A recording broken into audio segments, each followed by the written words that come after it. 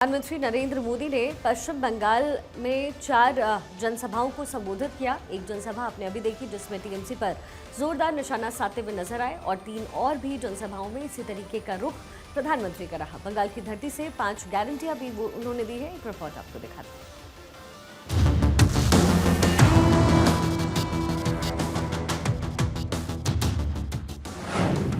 पांचवें चरण का प्रचार, पीएम का विरोधियों पर वार।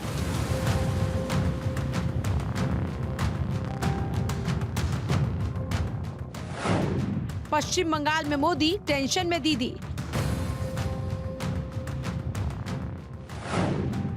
तुष्टीकरण पर हमला, इंडी गठबंधन पर निशाना। जैसे जैसे लोकसभा चुनाव का रण आगे बढ़ रहा है, विपक्ष पर पीएम मोदी के हमले और तेज होते जा रहे हैं।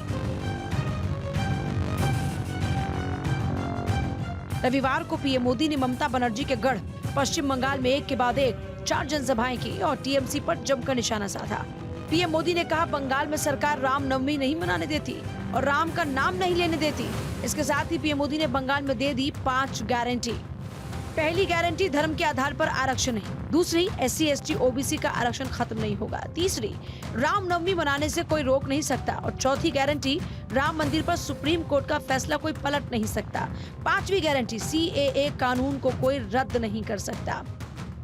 साथियों, आज स्थिति ये है कि बंगाल में अपनी आस्था का पालन करना भी गुनाह हो गया है।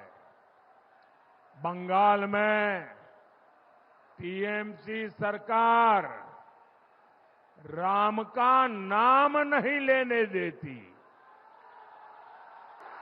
बंगाल में टीएमसी ये सरकार रामनवमी नहीं मनाने देती।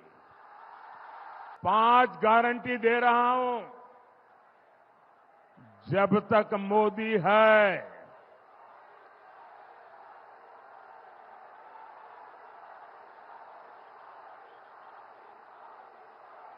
धर्म के आधार पर आरक्षण नहीं दिया जाएगा।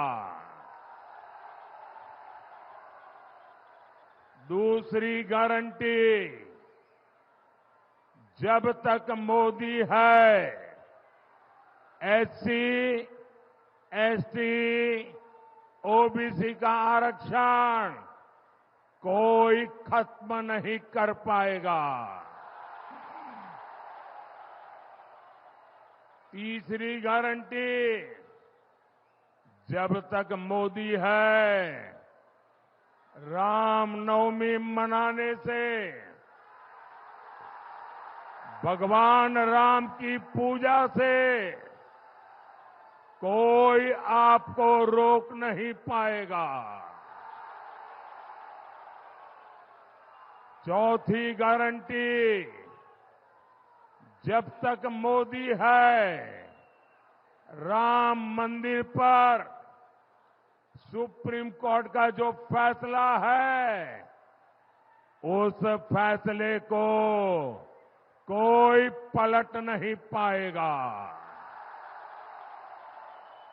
और पांचवी गारंटी, जब तक मोदी है CAA कानून को भी कोई रद्द नहीं कर पाएगा।